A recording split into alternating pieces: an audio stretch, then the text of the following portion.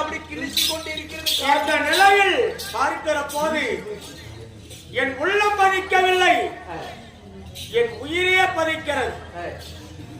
அதாவது என் மனைவி அரண்மனை விட்டு வெளியே வந்ததில்லை.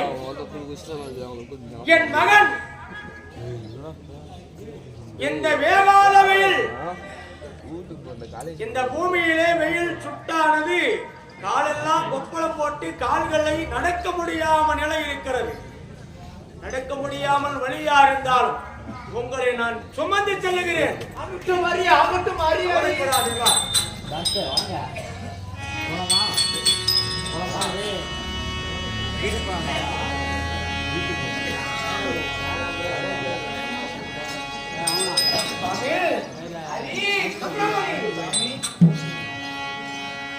காசி நகர் தன்னஞ்சேரி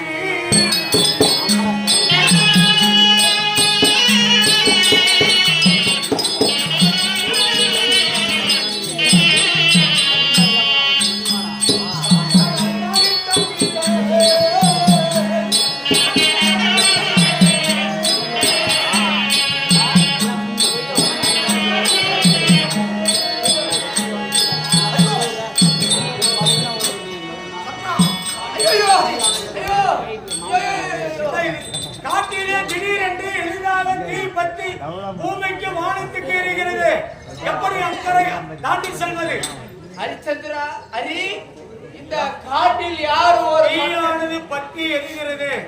எப்படி சாமி கடந்து காசி நகர் செல்வது? செல்வதா? இந்த காட்டில் விழுகிறா ஒரு நாட்டின் அரசர் மாண்டால் இந்த காட்டை கடந்து நாம் போலாம்.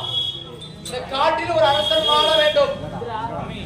சந்திரமதி, நம்ம இருவரும் நாடு நகரமெல்லாம் தோற்றுவிட்டு காசியை விஸ்வநாதா கைலாயபதியாள கூடிய சிவபெருமானே, நம்மளுடைய துன்பத்தை தீர்ப்பதற்காக நம்ம இந்த கடத்தை கட்டுவதற்கு பொறுப்பெடுக்கக்கூடிய நேரம் நாட்டு மக்கள்லாம் இந்த அறியாகப்பட்டவர் பொறுப்படுகிறார் என்று நாடெல்லாம் நம்மளை வளர்த்தே இருக்கிற போது இந்த அக்னி தேவனாகப்பட்டவன் நெருப்பாகப்பட்டது காடெல்லாம் சூழ்ந்து கொண்டு நெருப்பு அக்னி எரிகிறது, தாண்டி போக முடியாது. இந்த அக்னியில் ஒரு அரசன் அக்னிக்கு இரையாகிவிட்டால் அக்னி கலைந்து விடும். ஆமா, மாள வேண்டும். அக்னிக்கு இரையாக வேண்டிய தேவையில்லை. இருந்தாலும் அக்னியிலே நான் விழுந்து படுகிறேன். இந்த அக்னியில் நீ விழ வேண்டாம். மகனே, நான் வாழ்ந்து முடித்தவன், நீ வாழ வேண்டியவன். அக்னியில ஒரு அரசனோ அரசகுமாரனோ இறங்கினால் மட்டும்தான் இந்த அக்னி அவிய வேண்டுமையானால் நானே இறங்கி விடுகிறேன். யாரும் வேண்டாம் சாமி, இந்த அக்னியை நான் அவித்து நிறுத்தி விடுகிறேன். சாமி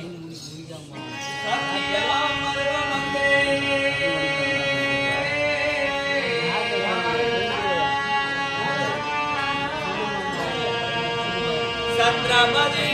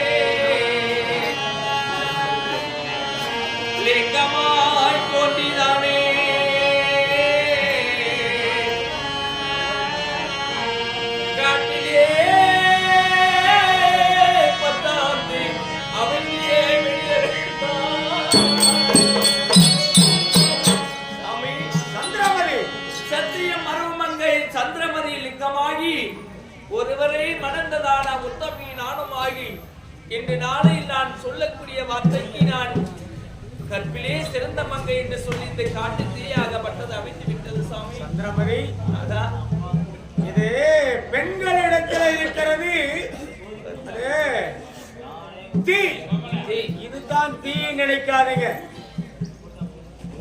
கற்பு, அதாவது பெண்களிடத்தில் இருக்கக்கூடியது நெருப்பு. அக்கனியானது இந்த பெண்ணானவள் இறங்கியவுடன் நெருப்பை சுடாது, தணிந்து விடும்.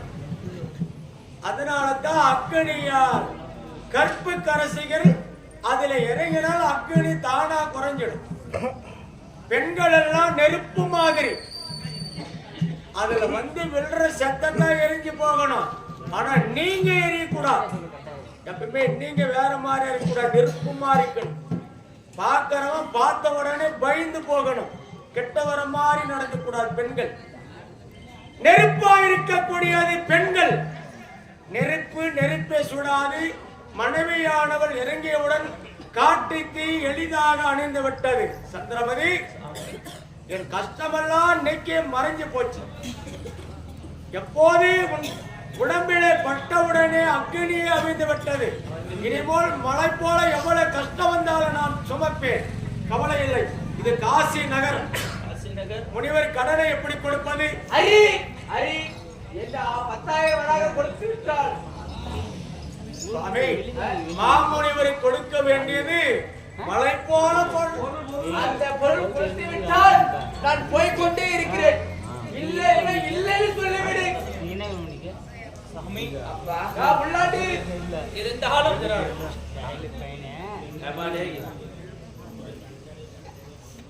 நாமல் மாமுனிவருக்கு கடனாக வாழ்ந்தாலும் நாம் இந்த காசி நகரில் சென்று நம்மளால சம்பாதிச்சு இந்த கடத்தை கட்ட முடியாது சாமி. அதனால் நான் ஒரு வார்த்தை சொல்கிறேன். சந்திரபதி, கஷ்டம் வரும்போது கணவன் வார்த்தையே மனைவி கேட்கணும், மனைவி உடைய வார்த்தையே கணவன் கேட்கணும். 2 பேரும் பகிர்ந்து இருந்தால்தான் அதை குடும்பமா பாவிக்க முடியும்.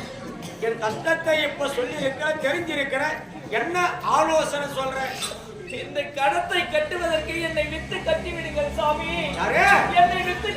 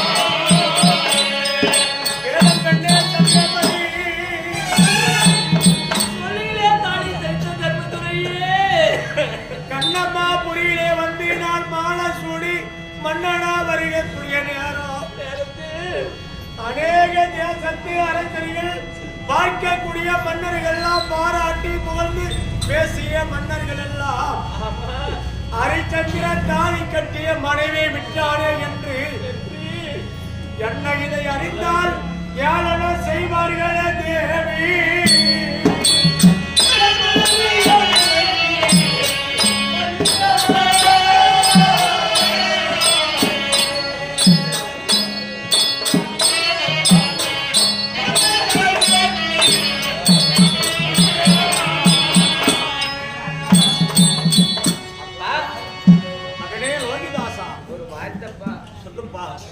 சிறிய பிள்ளையா இருந்தாலும், அதாவது புத்திவான் பலவான், சிறியவன் என்று யாரும் கருதக்கூடாது. அறிவாளி தான் பெரியவன். சொல்லுப்பா, என்ன சொல்ற? வாயால சொன்ன